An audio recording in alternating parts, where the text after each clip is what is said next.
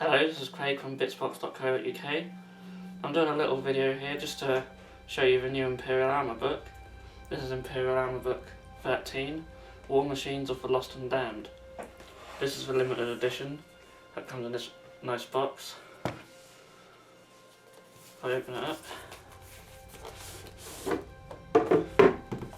you get a nice poster, which almost feels like it's laminated. It's really good quality. I won't open it up, but I'll show you the artwork because that is in the book.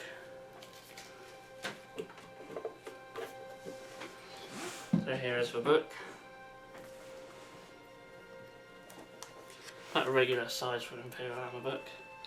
Lots of lovely artwork and photos as you'd expect.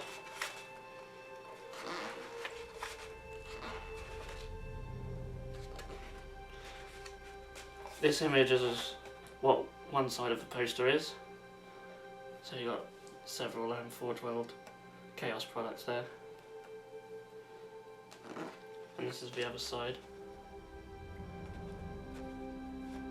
This looks like a planetary map. And then you got your little bit of fluff. Stuff like Renegade. Some nice drawings of all the different tanks and war machines, stuff which you'll find in the book. Then we have a timeline. And then we're straight in to the Chaos Battle Tanks. Usually with some Imperial Armour books you'll have so much fluff at the beginning and then just some rules at the back. But this one you've got sort of a good even mix of both. So this section goes through all the different tanks in the Chaos Army, starting with the Predator. And there's some nice artwork of the Predator, as you'd expect in an Imperial Armour book. Then we go on to Infernal Relic Predator. This is basically the pre-heresy design Predator that has its own rules. Really cool, there's some really nice weapon options for this, including an autocannon that's AP3, which is quite nice. You also have a plasma destroyer and a magnum melter cannon as options. One special rule that a lot of tanks in this book have is the Infernal Relic, and basically you're only allowed one Infernal Relic in your Chaos Army. And move on to the Vindicator. Then you got the Relic Sicaran, or Sicaran. I really like this tank, I want to pick it up sometime. It has a heavy 6 Dreadnought autocannon, which is really nice. And a lot of these rules are just updated from the old rules for 7th edition. And now we go into assault vehicles. Got your Land Raider. All the vehicles that are in the regular codex, there's no rules for them in here. But there's a lot of fluff and some nice drawings. So you've got Chaos Land Raider Proteus. And again, it's got page of rules, some nice artwork. I'm not going to go through any rules in detail. Got your Achilles. Nice couple of pages of fluff before we get onto the rules. Now this doesn't have a Thunderfire cannon as the Space Marine version, it has a quad mortar instead. It's quite nice. It's a heavy 4 3-inch blast and has a couple of special rules. You can also give it multi-melter sponsons, really nice. Next we have the Rhino.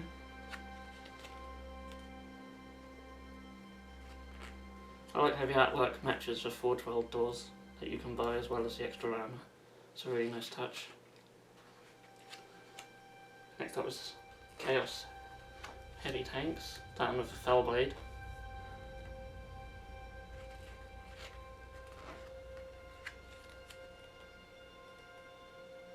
Again, there's some nice artwork.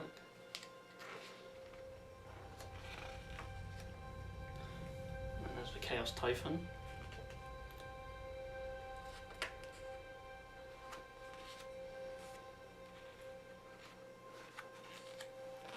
And one of my favourite tanks here on Chaos Spartan Assault Tank Not sure why this isn't in with the assault vehicles, but it's in with the super heavies, despite not being a super heavy. But it's a lovely tank. Certainly want to pick one of these up at some point. With heavy 2 twin-linked las cannons on the side, it's going to be quite a good vehicle killer.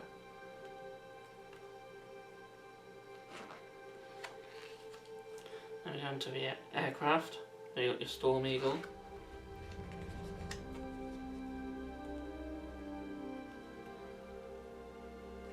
Again, there's some nice artwork.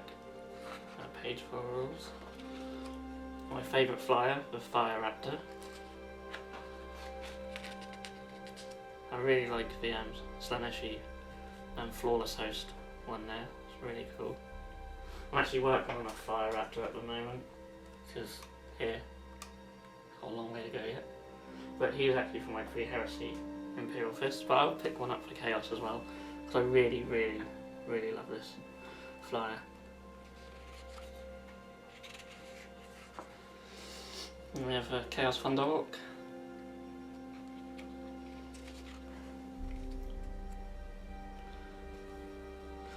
I like that with the artwork. They haven't just stuck to the main legions. You've got loads of Renegade legions and other legions such as the Red Corsairs and things like that, which is good. Gives you lots of colour scheme ideas. Then got the Hellblade. The Hellblade's really good. It's quite weak. It'll die quite easily, but it packs a punch. It's got a Hellstorm auto cannon. You can actually give it 2 Hellstorm auto cannons and a heavy 3 twin-linked and Rendon. Really nice.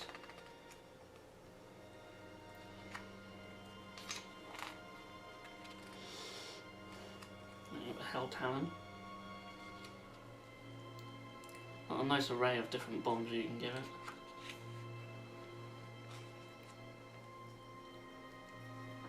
Move on to the Dreadclaw drop pod. One thing that Chaos do lack is a drop pod, so you can give them the Dreadclaw. It's 100 points, but certainly a good option to have. And the model's nice. It's horrible to put together, but it's a really nice model. But better than that is for Charybdis, which is a massive drop pod. Another model I really like, but I would not enjoy putting it together. I just know that. So it's got 2 pages full of rules here for it. There's a nice picture of a Night Lord's one. Really cool. It's got a lot of firepower. Next we move on to Dreadnoughts and Hellbrutes. And a little bit of fluff about Hellbrutes. Then we move on to Ferrum and Furnace Chaos Dreadnought, which I believe is a new type of Dreadnought. And it is really cool. It's got 2 pages of rules.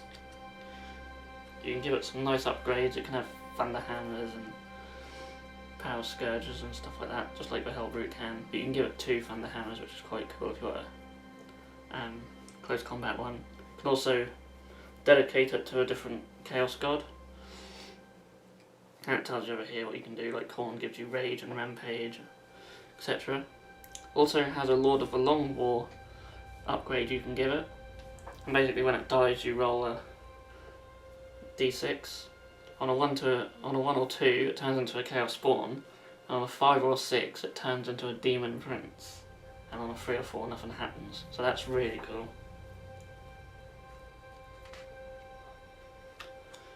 Another unit I'm excited about is the Emperor's Children's Sonic Dreadnought. I would love to see more Sonic weaponry in the Chaos Army. It's like in the old days when you can have the Emperor's Children list, just Sonic weapons everywhere. So it's nice to have a Dreadnought option available. That's really good as well. You can overdrive its Sonic weaponry so they get Rendon, but they do get hot as well. And you can also give it a Warp Amp, which lets you double your amount of shots if you don't move, which is really nice, especially with a Blastmaster. Next we have the Chaos Contemptor Dreadnought. Again, there's 2 pages of rules, plenty of weapon options, and you can dedicate it to a Chaos God.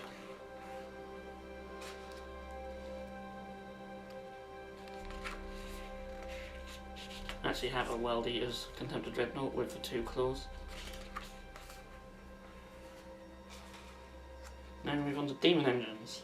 The Greater Brass Scorpion there. It's black and green for some reason. There's a little bit about Defilers. And then you have a typical Demon Engines, Helldrakes, Forge Fiend, Mortar Fiend, Soul Grinder. You will have a little bit of fluff there. Some more fluff.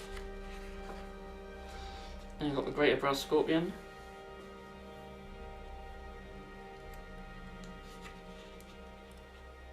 Really very similar to how he was in the old rules. I don't think a lot of rules have changed in here, just little updates on that, but Blood Slaughterers. I've never really liked these models, I don't really like the look of them. I don't know why. But I do really like the Brass Scorpion. We have a Rapier Weapons Carrier, which for some reason is in with the Demon Engines. Again, I'm not really sure why.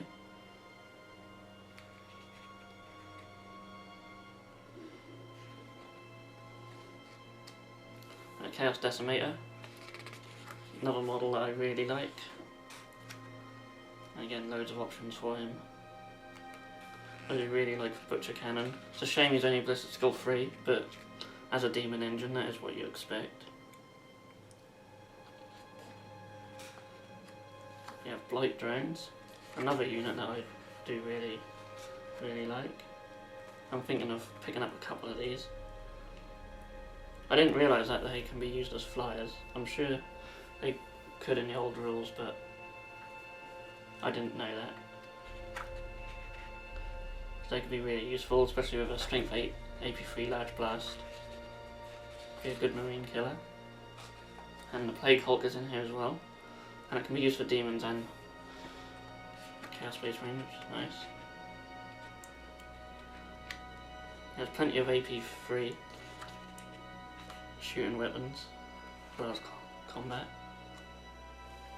Next we move into the Titans. Again, there's a lot of fluff. And you've got the rules for the Reaver. One model I would absolutely love to pick up, but very unlikely due to its cost. And the Warhound.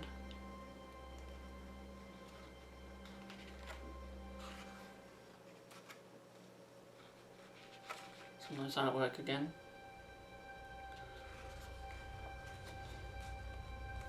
Now we move into Renegade and Heretics. This is basically a Renegade Chaos list. So I'll go through that. A little bit of fluff. And then there's some special rules and stuff. But Renegades, if you didn't know, are basically just Chaos Imperial Guard or Astra Militarum. But there are some differences in this list, some quite exciting new additions as well. So I'll start with the Renegade Command Squad. This is a 1+ unit, so sort of going back to the old 3rd edition codexes where there was limits on what you could take and what you can't. So you notice the Rogue Psychers are 0 to 1 as well. So it does sort of have that old style codex feel about it. I'm not sure how that works with Unbound, or even with different detachments. There are some rules in this book what do limit stuff, and they don't use the word detachment, they use the word army, which is interesting. So whether that means just, like with the Infernal engines, you can only have 1 per army, which means if you take several detachments you can still only have 1. At least that's my understanding of it. Of course, going Unbound, you'd think all them restrictions would be lifted. We have Renegade Enforcers. We'll just go back to the psychic. That's what I mentioned. They have their own psychic powers, but I wouldn't say any of them are really that good. So I was quite interested in picking some up just to start on a Renegade army. But I'm not too impressed with their psychic powers, and they can only select these psychic powers as well, which is a shame. But yeah, we have the Enforcers. Again, they're 0 to 1, and they're bought as a single unit, but they have to be split up and attached to other units. Renegade Marauders. Now it says may only be selected through the use of Master of Renegade special rule. I didn't go through that, so I'm just going to go back and do that. So Master of Renegades is what you give your Arch Demagogue, and basically this unlocks other units for you to use in the army. As I was talking about them restrictions, they're also here as well. So an army may include 0 to 3 units of Renegade Marauders, which count as an elite choice if you don't give them a covenant. There's basically a covenant for each god or an undivided covenant. So a covenant of Khorne lets them take a single unit of Blood Slaughterers. Again, it says the army and not detachment. And Nurgle gives you a single unit of Blight Drones and Plague Zombies, which I'll be showing you very soon. So there's the Marauders. Chaos Spawn, these can only be taken through a Tzeentch Covenant. It's just quite odd really, but as there's no Forgeworld sort of Tzeentch unit, they had to give them something. Yep, Renegade Disciples.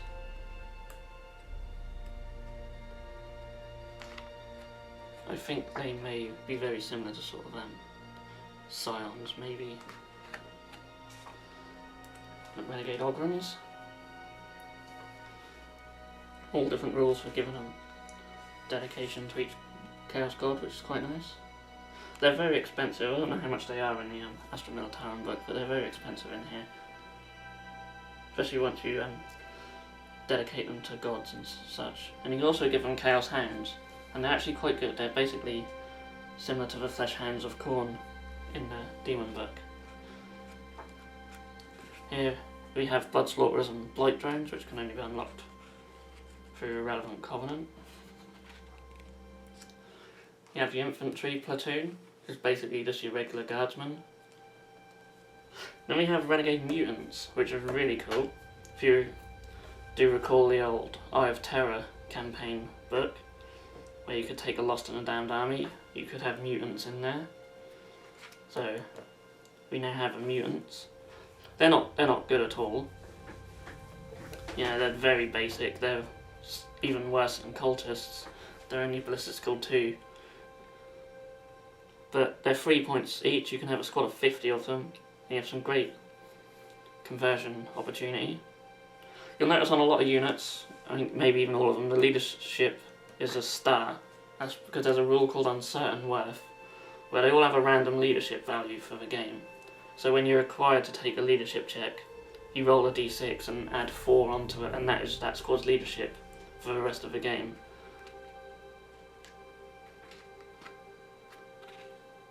We have Infantry Veterans.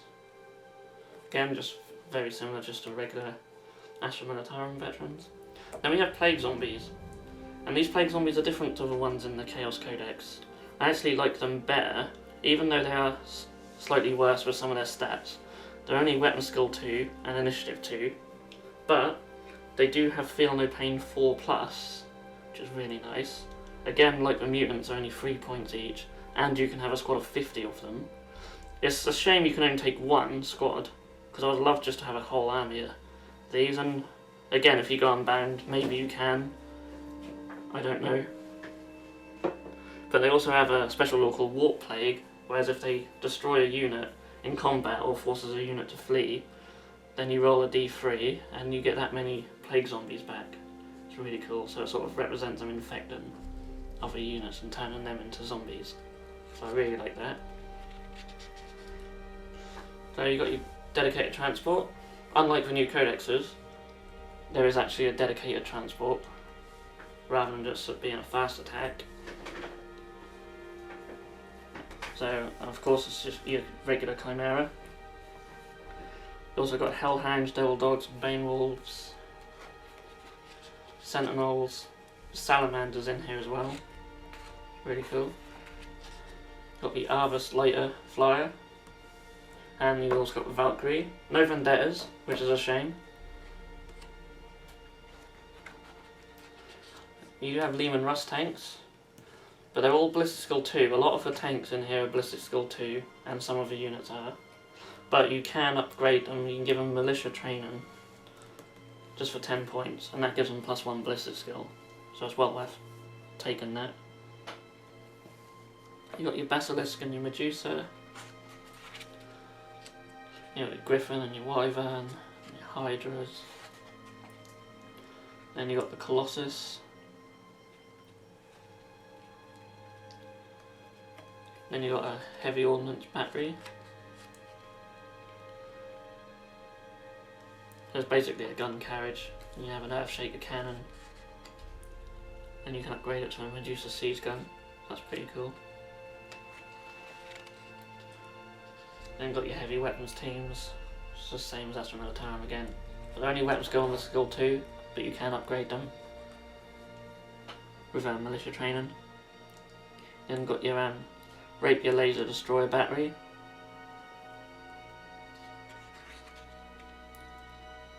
But this is armed by just guardsmen rather than Chaos Space Marines. And then you have a quad mortar or heavy mortar unit, which is quite nice. I do like the quad mortar. Then you've got a list of Lord of Wars you can take. So there's quite a few.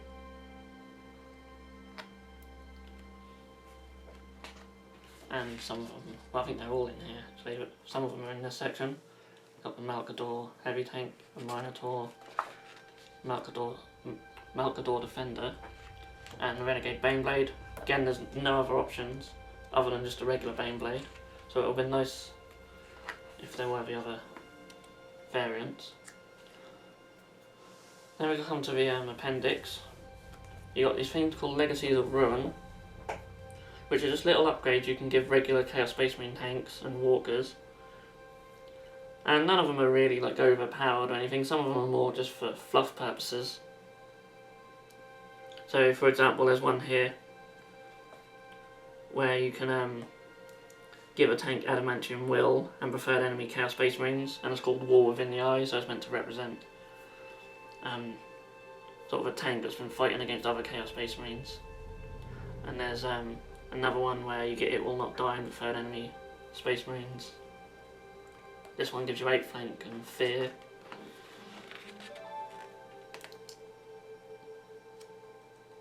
And there's another 2 pages of them. There is one, if I can find it, this one, 4th Quadrant Rebellion, which is quite nice, 15 points, and any friendly units of Chaos Cultists within 12 inches are fearless, and when the vehicle has a single hull point remaining, it gains a 4+ invulnerable, so that's quite a nice little upgrade. And there's quite a few others have Preferred Enemy for different armies. There's one for Nids, one for Blood Angels, etc.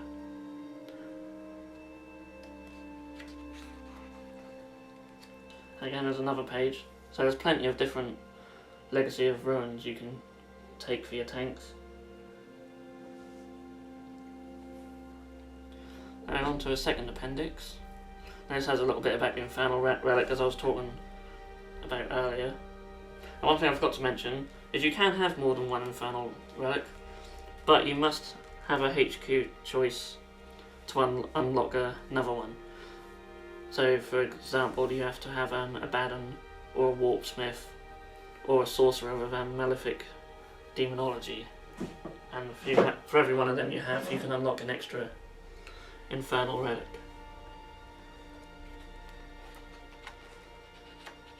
There's some more rules here. And then you've got your summary, you've got all your vehicles. As you see, there's a lot of vehicles covered in this book. Most of them are just your Renegade, Astra Militarum vehicles. But you've got your relics and all the Forgeworld vehicles down that side. And you've got your weapon summary. Then we go into the Demon Lords and Demon Princes. So all updated rules for these as well. And these can only be taken by Chaos Demon armies and not Chaos Space Marines, which is a bit of a shame, but it makes sense.